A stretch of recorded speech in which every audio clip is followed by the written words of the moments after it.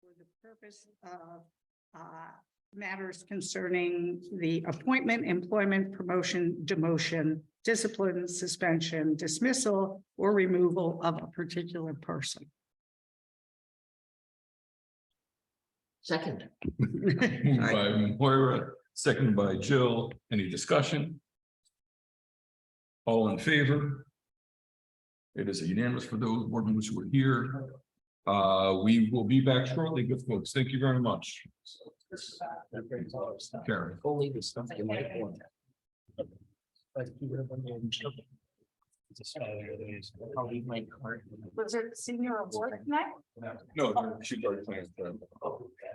Oh, okay.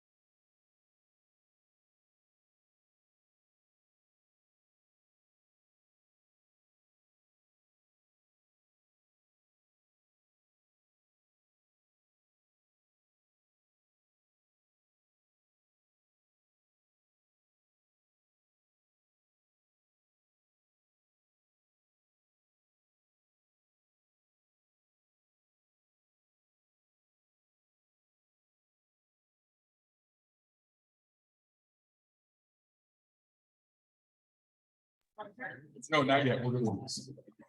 I want to make sure we're recording what's taking place. So we are returning back from executive session. Thank you all for your patience. We will continue on with our agenda. There are no modifications to the agenda. I want to make sure.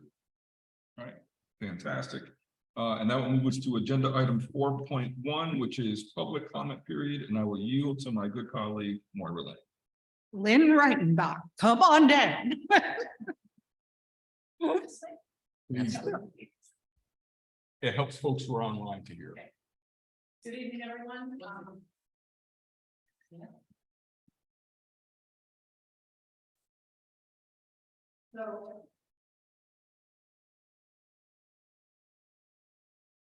All right, so we are here tonight to recognize a remarkable young student who you all know and are very aware of how remarkable she is.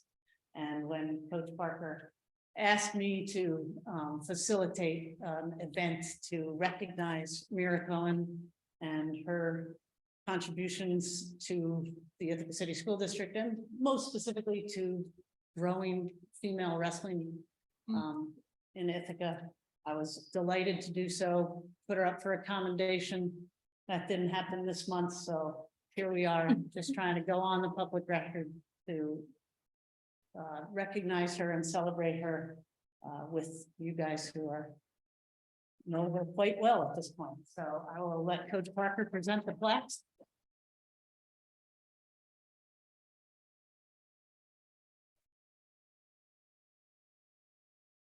Good evening. Good evening.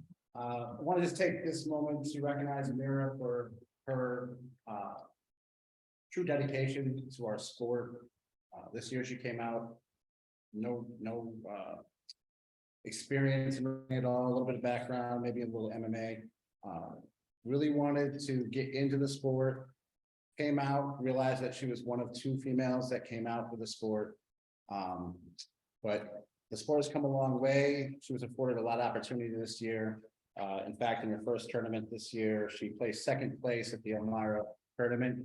And this is where she got her hand raised for the first time. And she got a taste for what wrestling was and what it meant.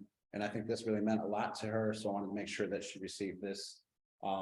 She was also the first Ithaca wrestler, along with her teammate, to represent Ithaca High School in the sectional championships this winter. And she took 6th place in her respective weight class. And I wanted to make sure that she was, awarded her plaque and she got recognition for this. I appreciate everything you've done for our program and pushing the sport of wrestling for females.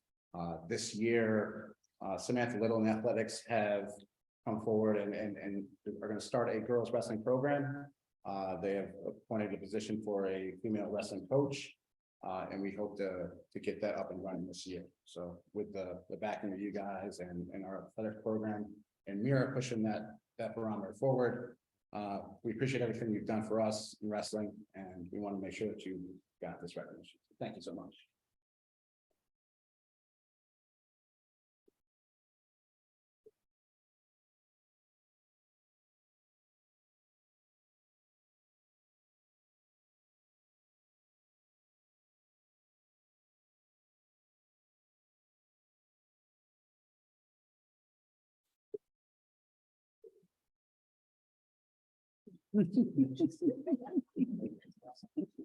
That is fantastic. Thank you. I didn't even know how to ask for board responses.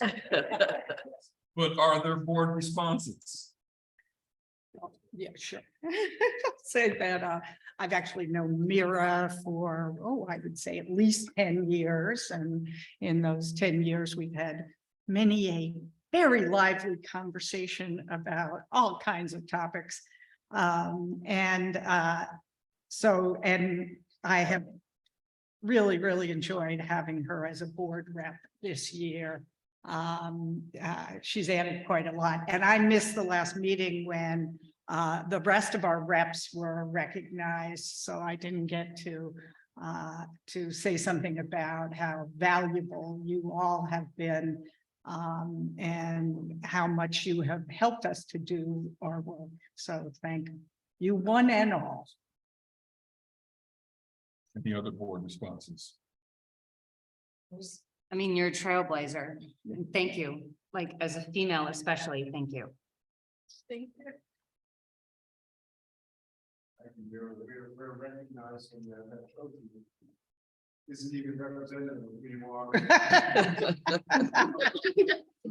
Right, of course. Stepping up. And I'll just add, this is what example of what legacy work looks like. This is legacy work. So thank you for the legacy behind folks. Thinking especially of my 8-year-old grandbaby and who and what she can look up to be, and what does that mean when doors get open. So thank you very much. You all know I like to pause. I'm gonna keep going for a minute. I'd just like to say, I hope we'll have an opportunity to arm wrestle with Mira later. I didn't bring cash, Jill, so. So, thank you, board members. We will go on to agenda item 4.3, which is hearing from our student reps. And we didn't get to hear from LACS last meeting because you all were on a phenomenal trip to New Orleans. So why don't we start with LACS tonight? If that's okay, Zara. I forgot that we have like microphones now. This is intense. Also congratulations. Nice job. Okay. So we recently completed our trips week. And personally, me and all of my other 2 board reps that weren't able to make it tonight, all went to New Orleans to do relief work still from Katrina, and the many hurricanes that have come since.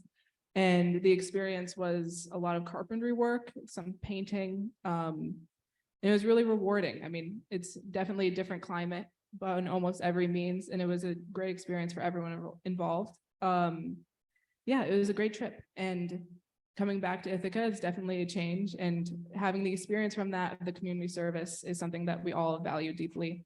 And most of the trip returns year after year, from the first time that usually is also their final trip. And so then some of the other trips that we had were, just for like example, this is not all of them, but we had a rock climbing trip that was pretty successful. The Akwesasne Freedom School welcomes our community during Trips Week as well. We have an excellent bike trip that averages around 23 miles every single day in that. So that's it's an incredible trip. We had a crafting trip, which is a little more for middle schoolers. We partnered with Circus Culture to experience that. We have a great camping trip and a couple other ones, but that's kind of our highlight. We had our final site-based council meeting, and we talked about the decision-making document, which is the center of our school democracy, which is kind of what makes us such a progressive school. This document kind of decides of how we make decisions. And recently a teacher named Bronwyn Exter, she took it as her project along with a couple other students and staff and kind of community members to rewrite this document and to revise it into something that's modern and fits our school today. She presented that in ASM for the most part, but it was also discussed in the final site-based council meeting of discussing what does this mean for our school and how it will evolve. The document is incredibly important, and so site-based council, and I encourage all of you to come next year. We had a Students of Color Summer down in Southside that reportedly went incredibly well. Our construction work is very near completion. Some students are upset that it wasn't able to be complete by the end of the school year, but we're all very excited for it to be fresh and open for the start of the next academic year. Today was our Stewart Park Day, which thank you to Lily for attending. It's kind of a great LACS tradition of the final day of our classes, or not the final day of our classes, but the final day of our school. We all go down to Stewart Park and we celebrate together the year and our community and what we've achieved. We usually order some great Thai food, which is a highlight for me. And it was a great experience. We have a senior appreciation of where students are able to come up to the seniors that they love and appreciate them. Yeah, we're done with our academic year. There's some performance-based assessment tasks that are still happening, but we wish all of them luck. And there's some other final projects attached to that. So that's basically it for us. We have our graduation or our promotion for middle schoolers next Tuesday at 5 o'clock for project viewing. And then at 6 o'clock will be the actual graduation or promotion. And then Wednesdays will be our seniors, which their projects will be presented at 6 and then ceremony will be at 7. And we encourage all of you to be there because I think they're quite excellent. So Where is that going to be? that's going to be at LCS. We will have it in our amphitheater. Oh, great. So it'll be outdoors and the projects I'm pretty sure are going to be in our gym. So yeah, I hope all you can make it and thank you for this year. Great, thank you. I think a high school. So as school wraps up, today was our last day of classes. Everyone's looking forward to the summer. We met with Mr. Trumbull yesterday to talk about 9th grade orientation, and we're really happy that it will be featuring discussion around topics including vaping, sexual harassment procedures, and mental health next year. We also talked with Ms. Burke yesterday about some of the changes surrounding mental health at IHS, including the implementation of counselor drop-in hours this year, and how they can be improved for next year, and how the Student Services Office could be made more accessible to students. We also had field day just last week on Friday, which was a success, and we were happy to see that there was a table there featuring suicide prevention services. And the final choir, band, and orchestra concerts of the year also occurred over the past few weeks. And actually the jazz band concert is happening right now. So those are all fantastic, and I'm sure that the jazz band concert is going really well. All I would like to say is a quick thank you regarding the AC units that are finally in use at the school, at the high school. Everyone is really appreciating the cool air, and we hope that they will be here for the beginning of next year, depending on the temperature. The distribution happened really fast after I previously requested it at a board meeting. And so thank you for making another aspect of student learning more bearable. And the last day of school was pretty neat. And also thank you, Mr. Bryman, for, helping us find solutions. So yeah, we really appreciate that. Despite ordering the same amount of yearbooks as past years, the Ithaca Annual has sold out of their 2023 yearbook. Thanks to Lynn Reitenbach, who directs it and has been for years. It's an incredible book. And due to high demand, there will be another print. So if you want a 2023 yearbook, go to yearbookordercenter.com and use the Ithacans code 8812. Last Saturday, senior prom was held at Celebrations. It was a super fun event with great food, a photo booth, and a beautiful location. Today, Senior Sunset will occur at the IHS Morosco Stadium. At the beginning of the year, many seniors attended Senior Sunrise to start off their senior year. And now, as it comes to a close, seniors will rejoice the memories of our time at IHS and wish one another luck on future endeavors. I'd like to thank you all for making this year a fun and empowering one. It has been an honor to be a Board of Education student representative. I'm so grateful for this opportunity.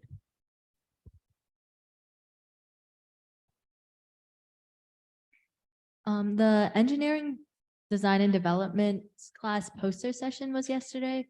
The sharing of projects to members of our community was a culmination of an entire class and a year's worth of work on designing and developing an original solution to a problem. And this went really well. I'm part of this class and it was a great experience. And I'd say this class and the tech department is a great use of school budget. So, and as it is with the end of the year, new student representatives were elected last week. Of course, McCunn and Claire were re-elected, so you'll be seeing them next year. Along with Cademan Setchapathy, a rising junior, and Lucine Barsagan, a rising senior, to succeed myself and Mira. This meeting is bittersweet as it is my last ever board meeting as a student rep. I started as a student representative as a nervous 10th grader, and I'm here 3 years later, a little bit less nervous. Serving in this role has been my most valuable and meaningful experience at IHS, and I'm really proud of all the work I've accomplished with you. I'm grateful to the student body for allowing me to represent them for all these years. I'd also like to thank the board and Dr. Brown for sending a welcome invitation to students for student voice and for showing us the same respect and attention as anyone else at this table. A big thank you also to Ms. Talcott, Ms. Grover, Ms. Burke, and Mr. Bryman for taking the extra step to meet with us outside of school board meetings and taking all of our suggestions into a reality, further helping our entire student population. I didn't know Mr. Trumbull was here, so I'll also thank you for giving up your Monday lunches every other week and always being open to improve the IHS experience. I'd also recognize Ms. Bergman, the family liaison at IHS, who unfortunately can't be here now, for her continuous dedication and support and being the advisor for this role. I honestly don't think I'd be here without her. So being a board rep was definitely a formative experience, and I'll take all of the lessons and memories into my future. So thank you. And that's it.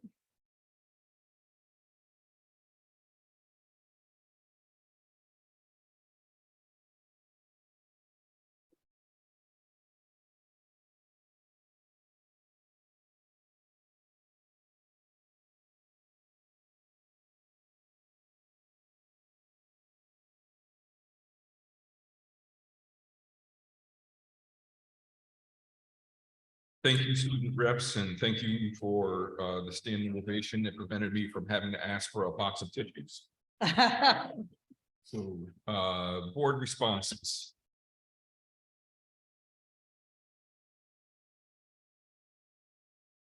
Oh, I'm sorry, Joe, my apologies. Thank you for all your work, and thank you for not mentioning the bathrooms tonight.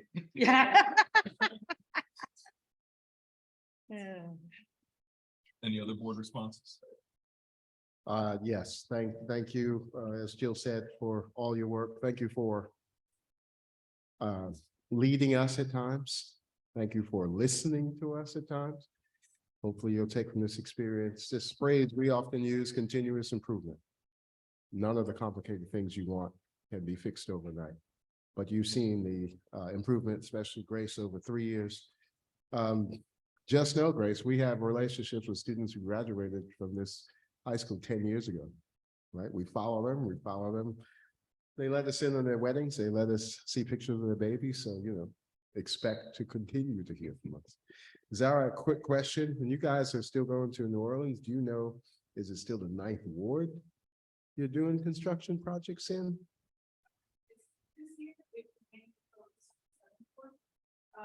We have been working on it in the past, but we have connections down there to so she's very connected with both the 7th and 9th Ward, and he kind of tells us the communities and people that need our help. So this year we're doing some work as we put it. It for me. Thank you. And I will just say also about what is continuing academically at LACS is there are performance-based assessments happening on Thursday morning. And for the 3rd or 4th time, I'm going to be a rater, and I really look forward to it. It's a really impressive and outstanding process. I'll end with another quick round of congratulations to Claire McCoon for joining us again next year. Looking forward to it. Mira, we've already talked about your legacy work, and Grace, your legacy work speaks for itself. Not just the mural, which is one of the more phenomenal displays that is an intersectional capturing of a wide group of folks, right? But under one umbrella, but you continually pushing us to make sure that we recognize Asian American students has been phenomenal. And I'm deeply appreciative for that legacy work as well. So thank you. We will miss you, but as Eldred says, some of us have social media, so we'll find a way to follow and see what's taking place. Zara, last board meeting, we had a chance to recognize our student reps for all their work, and we have not had a chance to recognize you for all your work. And I'm aware of the work that you do, not just as being a board rep, but the significant amount of work you do outside of your academic classes at LACS, and the way in which you go about your work, how you have this commitment to a form of democracy that is inclusive and that is open and accessible, has been a real joy to watch how you navigate those spaces. So congratulations to you, and thank you for serving this capacity as well. Greatly appreciate it.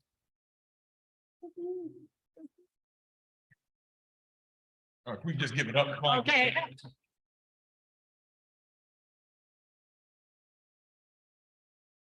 I did have a slight negative reminded me of bike trip. And when I took my students on bike trip, we did about 30 miles a day, which is not something I could do today without a bunch of practice. So here we go.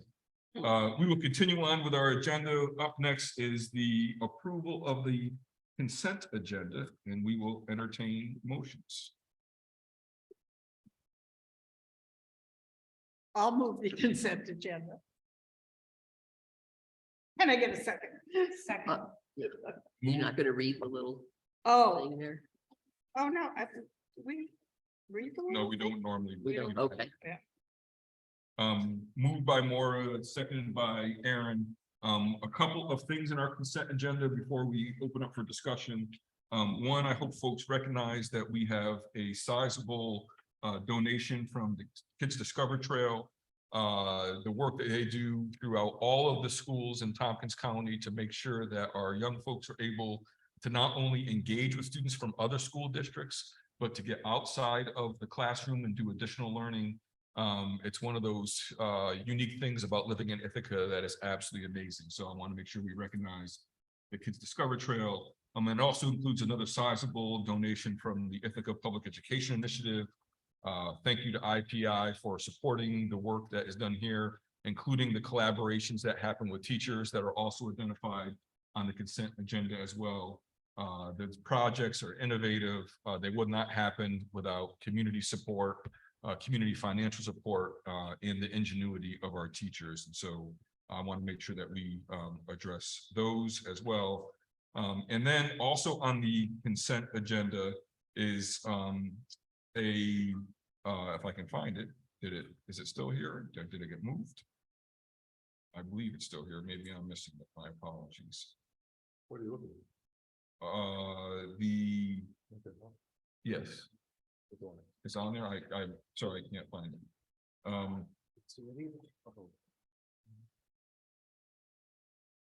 Well, maybe my apologies, good folks. I don't see it on the paper. Maybe it's online.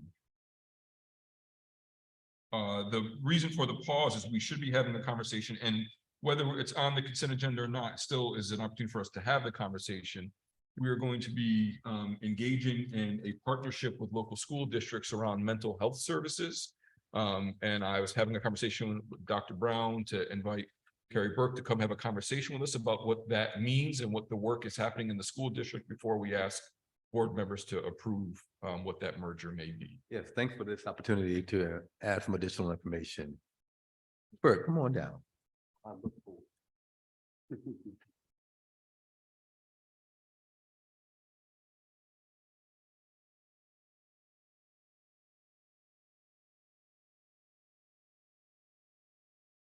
Hi, good evening, everyone.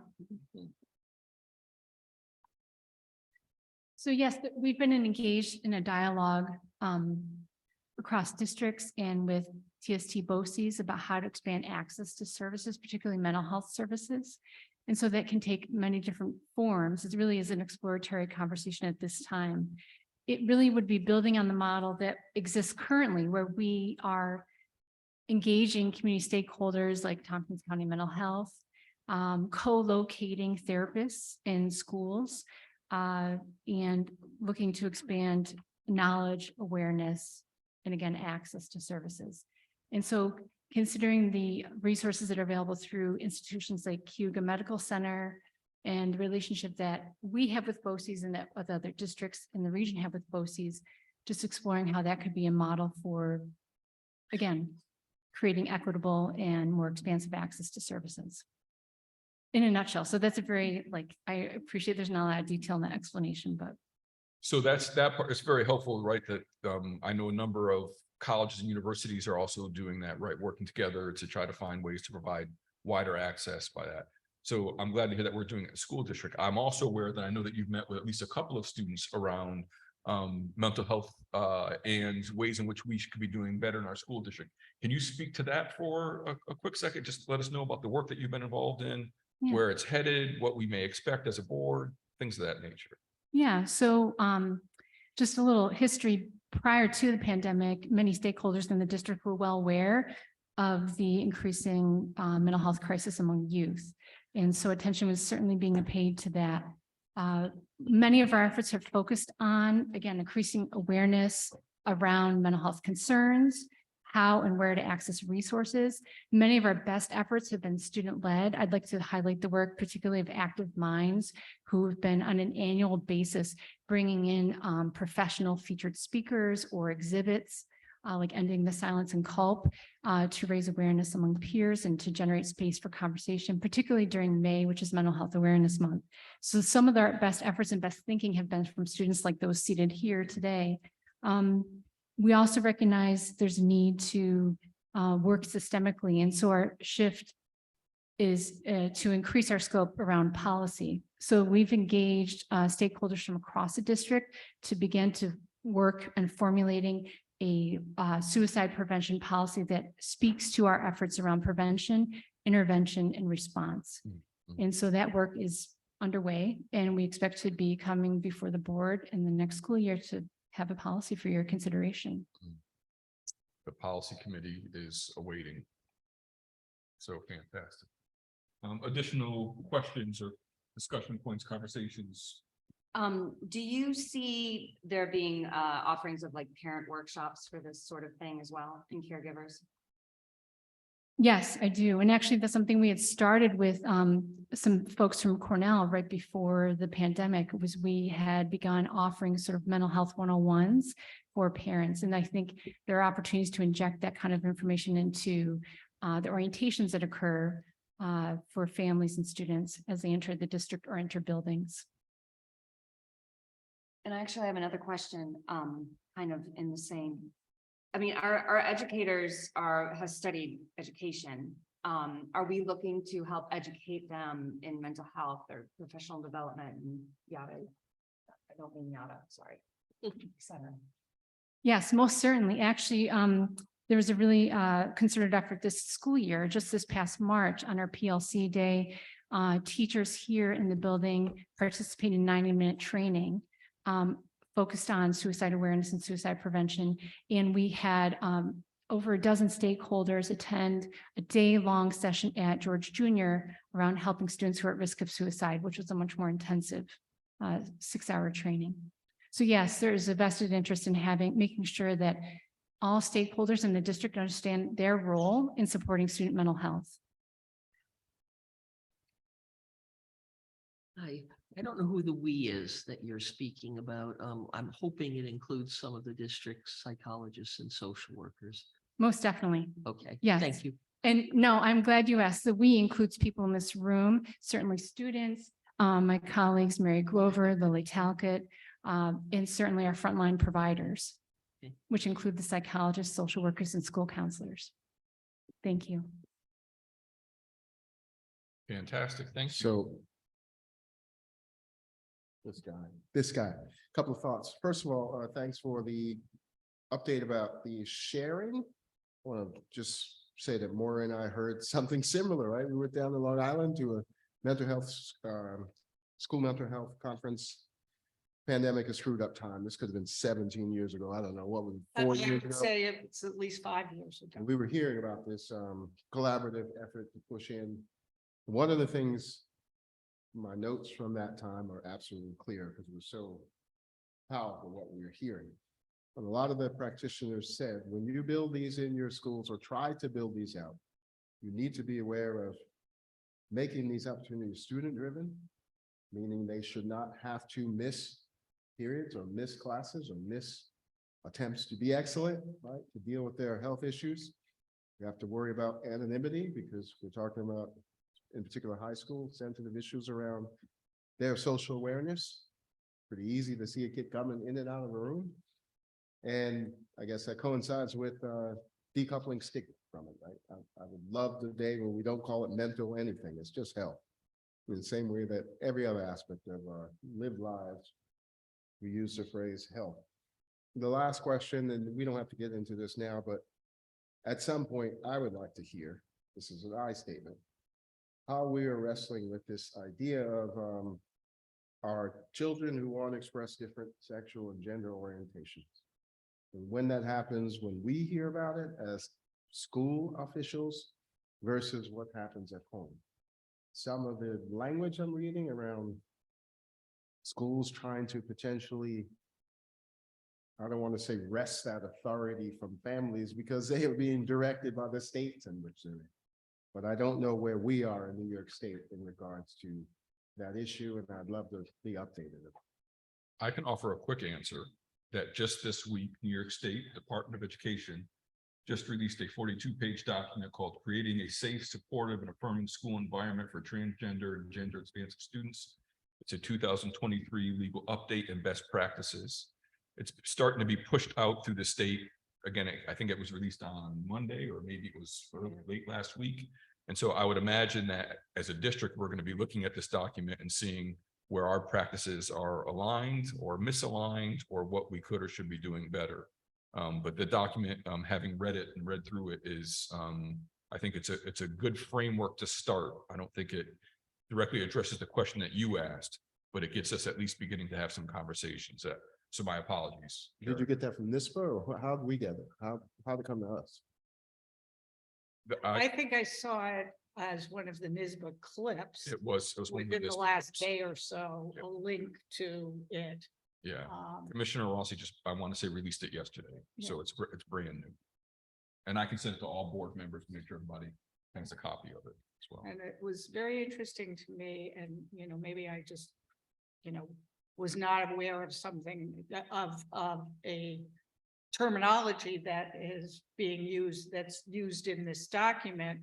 That the title is Creating a Safe, Supported, and Affirming School Environment for Transgender and Gender Expansive Students. So gender expansive was, to me, a new term, and I like it. We have work to do. So thank you. I know we're gonna have more questions. We are looking forward to talking more about what's taking place. I'm still interested in the students' advocacy about trying to make mental health or health excused absence, but we'll get there at some point in time as well. Additional questions from board members? Hearing none. Yes. So, yes, I will. My apologies when I began talking about the consent agenda. I was pulling from the agenda from last meeting from May 23rd, which we had already approved this. So for that, I apologize that I misspoke, and I have to get a better filing system, which someone will help me with. But we'll go there. But hearing no additional questions for the consent agenda, we'll call the question. All in favor? And that is unanimous for everyone's here. Thank you very much. That will bring us on to our next agenda item, Superintendent's report, and Dr. Brown. Yeah, thank you for this opportunity. It's a privilege to be here.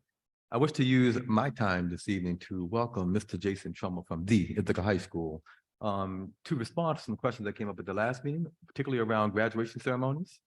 I've learned much about how we got here and the history, and I'm hoping Mr. Trumbull will shed some additional light on that. Come on. Oh, and Ms. Hardesty. And again, thank you, students, for your questions and sharing the concerns shared by others.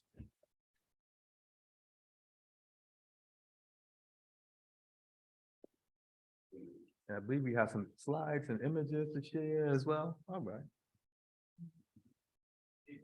Good evening.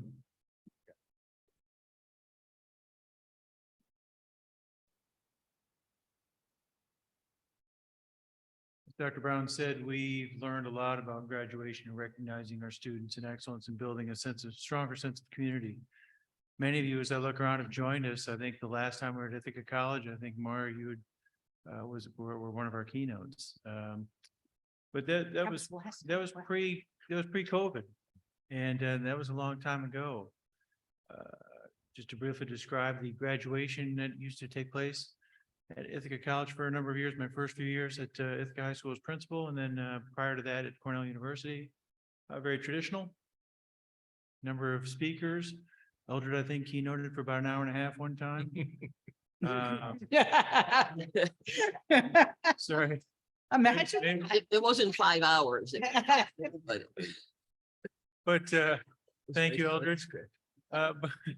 But we've learned much since then, and frankly, a very traditional, again, students, almost running across the stage. We used to have ground rules for parents so that they could corral themselves and watch the elbows. We'd say to families, one member per family come up and take a shot, and then ask them to sit down. And it was, again, very sterile, 400 students graduating, their names going through like this. We're elbow bumping, fist bumping, beautiful music, but we're in Ithaca College, a strange place, even though I'm an alum.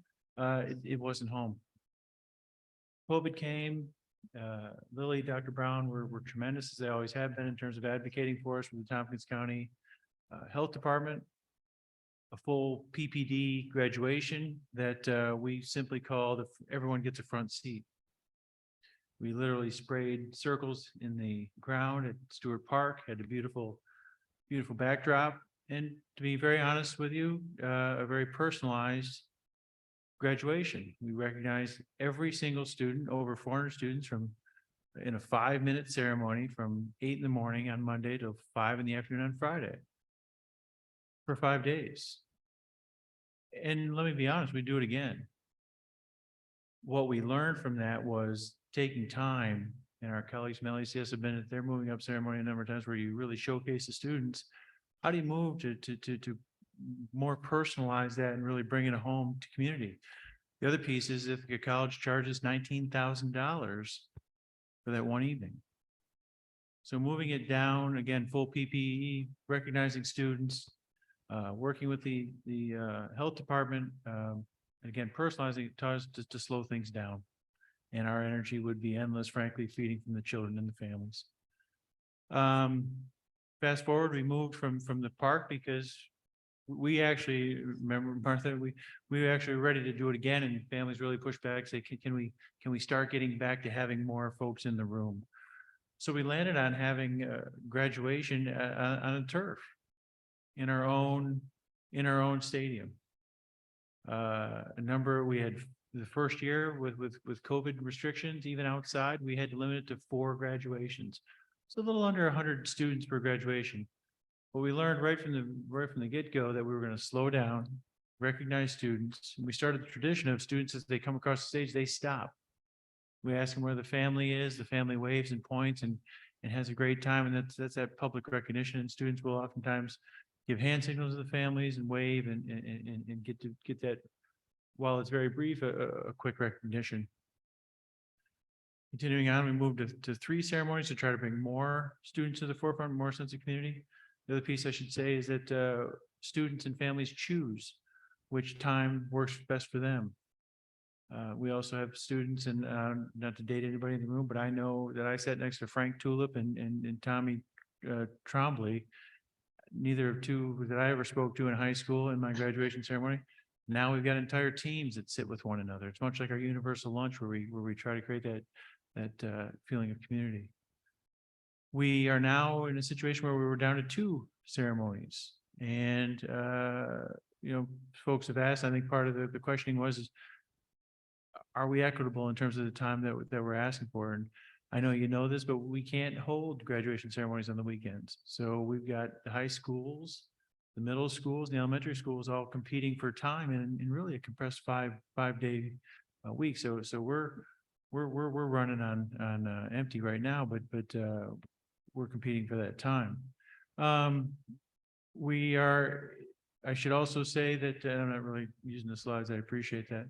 But we're in a situation where families have chosen, once again, we're down to 2 ceremonies here, still on campus, still doing our stuff. And parking's gonna be a little bit of a challenge. And we in typical high school fashion wrote to our families and said, can we balance these numbers out a little bit? And a few families said, yeah, it doesn't matter to us whether it's 1 or 4. We have more students that go in at 1 o'clock versus the 4 o'clock. So we've worked through that as well. So yeah, the staff attending at 1 o'clock is much more likely, as folks have said to us, to be able to do it during the workday. They can walk right outside and see the kids, as opposed to a 7 in the evening, 8 in the evening, find your parking spot at IC, wander up the hill and be there for an hour and a half or 2 hours. So much more personalized. costs about $2,000, but really frankly, it isn't about the money. But when you look at $19,000 and what we can do with $19,000 to help another student cross the stage in terms of the support they need, to us, that's a no-brainer. So those are the things that we do. I think that represent who we are at Ithaca High School. Ms. Harsey and I have long said since leaving Ithaca College, and again, I'm an alum, we're not going back there. That was kind of foreign land to us and a bit robotic. So again, we're trying to slow things down and take our home field advantage to our graduation. So that's really, I think, what we wanted to share this evening and take any questions that folks had. We have senior sunset this evening. Well, yeah, gracious. It's all good. I this presentation. Oh, good. I had questions. So we're gonna act out what it looks like every other Monday. And this is where Mr. Trumbull gets taken to task by Mira. And but yeah, that's kind of where we're at. Thing, and that is that we really learned about home turf when we started doing August graduations. Students who didn't make it through June based on board policy. And we had these ceremonies that evolved into between 13 and 20 students at times who are graduating in August and making it a real ceremony on their home turf. So bringing it back from Ithaca College and bringing it here where we are really brings it home for me as an alum, brings it really home to me to say, wow, it's better than Barton Hall. It's better than Ithaca College. We actually get to stop and see and talk to families and talk to kids. So it's much more personal and we can thank COVID for allowing us to see that. I'm gonna go right to Mira. Okay. I think it's great that it's at IHS. We have a nice stadium. I think that's great. My only concern was that, well, two. One, just for the district. I know that there are kids with parents who work in the district, and given the sub shortage, I'm not sure how many subs you could afford to have if those people want to go see their kids graduate. Just given that even 4 is during a lot of people's work day at the district. And also, I was just wondering for families that can't afford to take a day off from their 9-to-5 job. I don't think either of these options they can do. I get why it's at the high school. I think it's great. I get why there are 2 opportunities to do it. I think that's great. And also, as far as children choosing the one, I don't think, at least for me, I know a lot of them did not consult with their parents whatsoever. So I'm not sure if that's an accurate representation of the time their parents actually wanted. So that was my question about how that works. Thanks, Mira. Yeah. Just like we do all the times when we talk, as I always said to you every other Wednesday, I learn more from you than you learn from me. And those are the things that we recognize and identify. And as we work with families, that every family gets a call if they haven't signed up, we know much better than we did prior to who can come and who can't come. And we make sure that they're able to come. I think we're at 175 folks that have actively asked for 1 o'clock compared to about a 108, 109, 4 o'clock. And like I said, we put out a note yesterday asking folks, if it really doesn't make a huge difference to you, might you back out of the 1 o'clock to the 4 o'clock? Because the reality is we have our little island here that we call the Ithaca High School, and it'll be a little congested for parking. So we're asking folks to carpool as best they can. Does that equal the whole grade that are graduating? And it's actually, this graduating class is actually significantly smaller than last year. How many There's students? 315, including all the BOCES students. But doesn't that only count for 250 of them? 283. We're still plugging folks Yeah, in. Okay. of that number, the 315 are the kids who are or seniors. There's not everybody's actually graduating. Some people are going to different Yeah. places. Zara, yes, you have your hand up as well.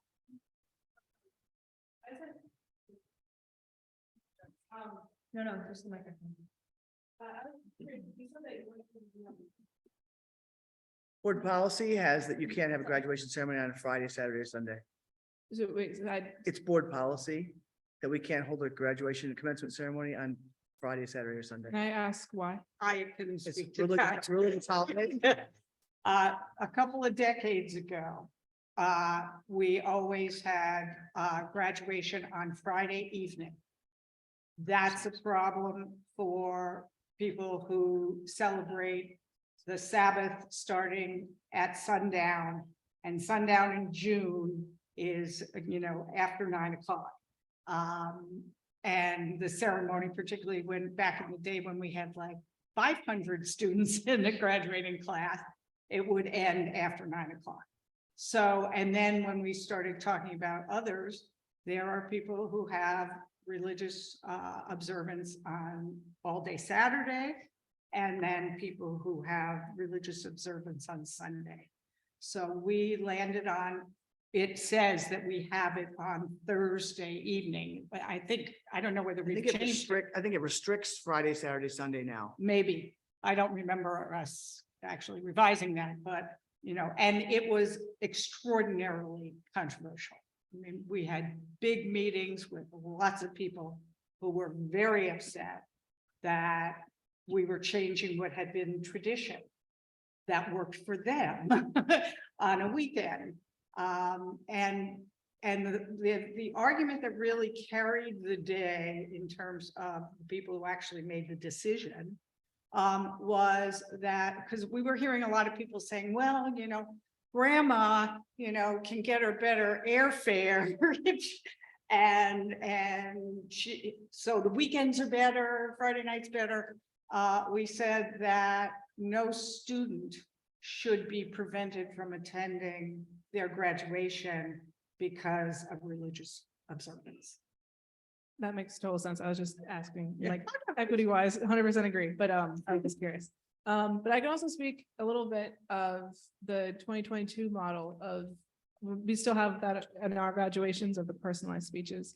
And I would like to advocate for that. I think it's one of the highlights of LACS is when you get to see at our graduations, like the speeches, because they're very personalized, and I advocate for that for any promotion or graduation. So, yeah. We do have, in each of the ceremonies, in the year we had 4 student speakers and 4 adult speakers. So each year, each ceremony does have that traditional student speaker and adult speaker.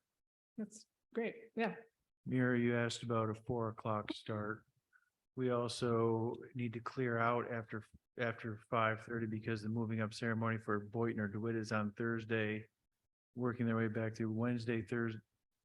Yeah, Both DeWitt's middle schools moving up are on on the- Wednesday and Boynton's moving up on Thursday. They use Culp Auditorium, so therefore they need a parking space. So that's what limits our time frame that way. Last year, we were able to do 3 ceremonies, one a little later, because we did it a week prior, based on what was going on with the health department at the time. And Mira, I'll add, I think it's phenomenal questions, right? And so trying to sort of pull back the curtain and see how things happen and the ways in which decisions are made. I know that Tricia sent out a document for all board members to see, where you get to see every single elementary school. I put them on my calendar. It is quite the week. Like you just spend getting in your car, going from Enfield, then going to Caroline, and then going to Bell Sherman, and then going to, DeWitt. Like it's just this ongoing thing as well. But more importantly, we're asking about 1 o'clock and 4 o'clock. I just want to make sure that we're sort of being as inclusive as possible, particularly coming from someone who grew up in a family who worked second shift. And so my parents could make 1 o'clock, but they went to work at 4 and then come home to midnight. And so there's a number of things that we have to consider. And so, yes, for some people, it's a 9 to 5. For other people, it's a 3 to 11. For other people, it's an 11 to 7 a.m. Right. And so there's not going to be a perfect approach for us to make this happen. And hopefully the community will support the work that we're trying to do. Right. So there you go. There's the great graph of what we've been trying to negotiate.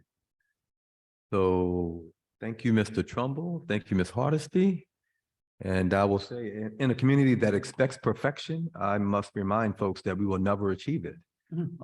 Yet again, I hope you heard a process that was informed by multiple stakeholders and a process that had some rationale and some of our best thinking.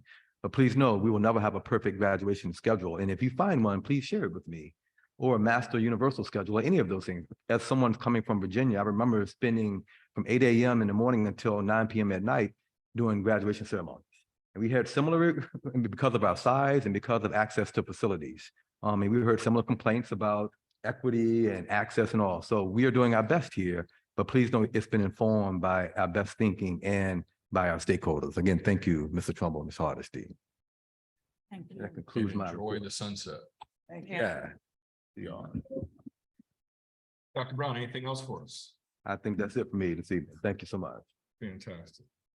We'll continue on with our agenda. I have ensured I have the correct agenda. We'll move to agenda item 11.1, summer student learning. Welcome, Ms. Grover, Ms. Mary Grover to the dais.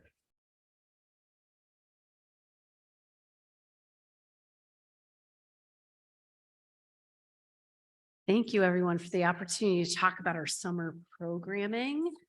So I want to start with acknowledging while today we had the last day of classes at Ithaca High School and many students are moving on and have your eyes focused on summer, there are a number of employees that work through the summer that make the summer programming possible. So bus drivers, you'll see the transportation department, the food service department, custodial staff, human resources, appointing all of these employees for this. And then I did mention custodial staff, but facilities in general, prepping these spaces for students for summer programming is something that I'm truly grateful for, and they have done a fantastic job up until this point, collaborating with us on this. So did I get to drive, Trisha? Okay. Great. All right. So 1 out of 5 students are participating in some sort of summer programming this year. The biggest summer program we have to date is Project Innovation. The theme is Cultivating Connections. We have just over 400 students participating. So that program has expanded significantly over the last 3 years. And that is a program for kindergarten through 8th grade students. And it will be at Beverly J. Martin. It starts July 10th and goes through August 18th. I welcome you to visit. It is a joyful place. One of the highlights last summer for me when I was out after school hours at an outdoor concert, and a parent said to their student, tell Mary about your summer school. And the kid looked like, summer school? I don't go to summer school. I mean, I go to camp, Project Innovation. And so that was beautiful because it's a really joyful experience for students, and they have access to project-based learning that culminates in things that make our schools better. So I can't stop talking about it because it brings me a lot of joy and excitement. We just had a teacher training last Saturday. So please reach out if you have any other questions on that. A couple of other programs to highlight. We'll have pre-K at Fall Creek Elementary School. We have a handful of students who still attend our BOCES Regional Summer School. They're mainly students who attend BOCES during the school year. So they continue with that program in the summer. We also have the Caroline Wilderness Performance Academy. That's just a 3-week program and supports students in 1st through 4th grade at Caroline. We have our algebra companion course that'll take place at the high school. And then we have 2 opportunities where students will work for our district as reading buddies at Project Innovation, and then students as curriculum advisors, where students attend workshops on how to give feedback and then provide educators with feedback for units of study, anti-marginalization curriculum writing units. And then the pilot last year, the personalized reading support. So this is a hybrid, and we're going to continue it again this year. And that is where a teacher who's been using really great reading throughout the school year can continue to work with a small group of students virtually. And we invite them to co-teach it with someone who will be using it in the upcoming year for the first time, so they can get some job embedded professional development on what that program looks like. All right. Do you have any questions?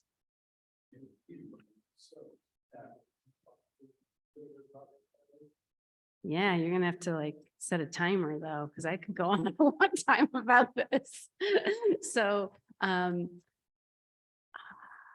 my years blend, thanks to COVID. The timing is so blurry for me, but, 2 summers ago, we did a workshop and we piloted having high school students attend a workshop for struggling readers. It was facilitated by Really Great Reading, and these students attended and learned more about the science of reading. And then we hired them to serve as reading buddies in Project Innovation through a grant. So they pushed into kindergarten and first grade classrooms and the second and third grade classrooms to read to students and do all the other things that kindergarten students are interested in. They danced, they played hopscotch, they connected with them.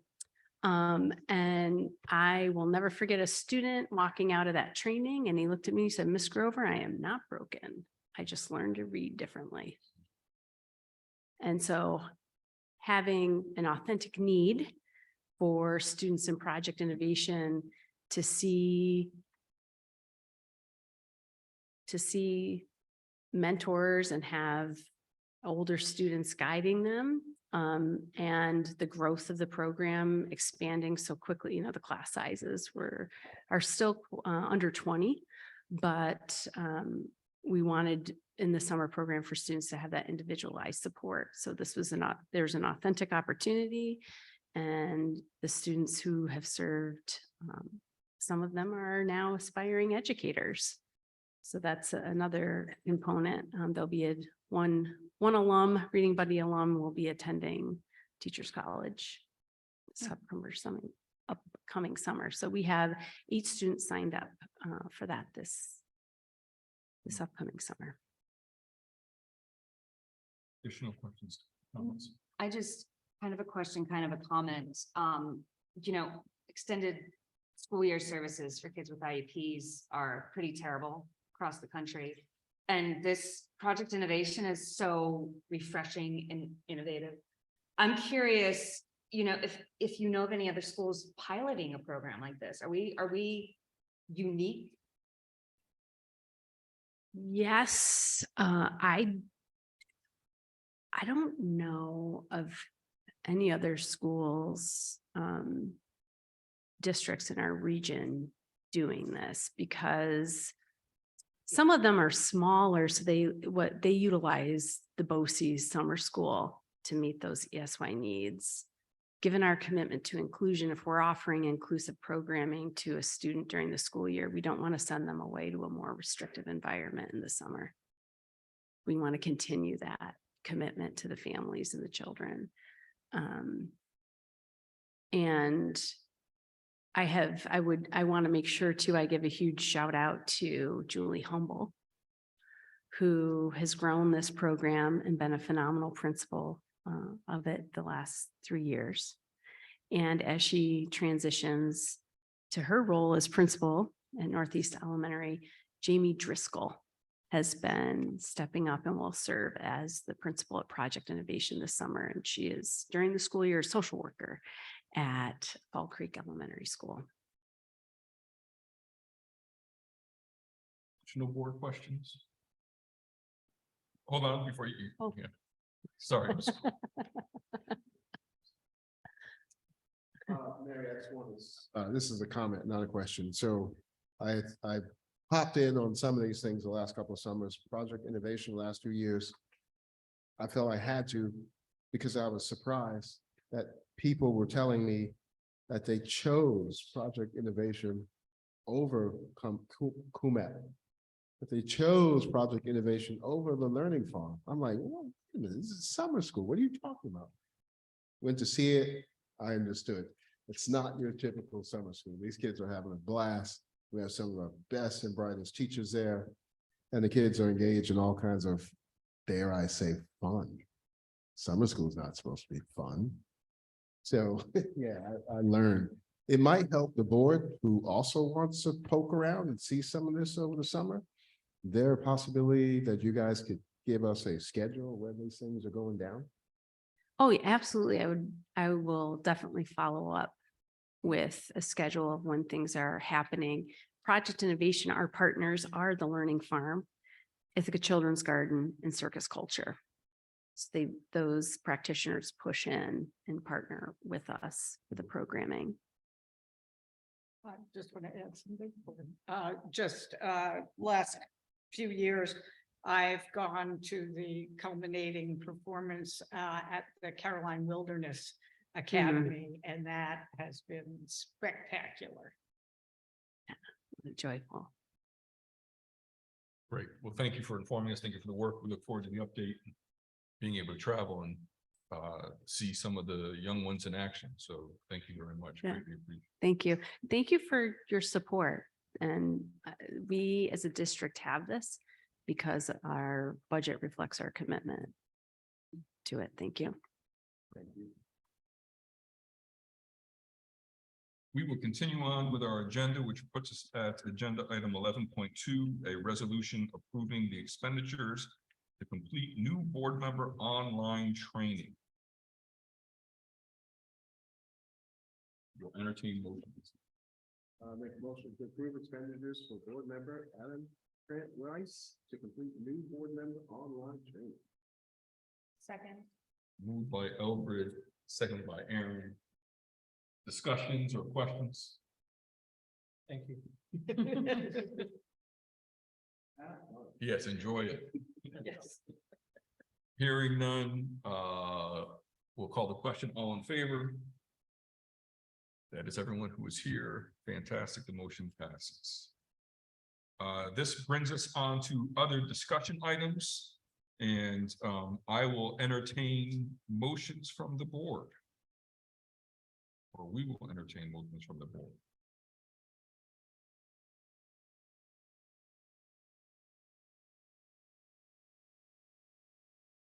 I'm going to give this a shot. I motion to enter into executive session for the purpose of discussions regarding proposed pending or current litigation, collective negotiations pursuant to Article 14 of the Civil Service Law, and matters leading to the appointment, employment, promotion, demotion, discipline, suspension, dismissal, or removal of a particular person or corporation. Second. Moved by Aaron, seconded by Moira. Discussion. All in favor? That include you as well, Aaron? Yes, I have. That is everyone. The board is going into exec and you come out. Our board meeting is over. So in many regards, our board meeting is officially over. That includes you, Tricia. We will let you know what the exit time was. Thank you all very much. Great to see everybody. Congratulations again.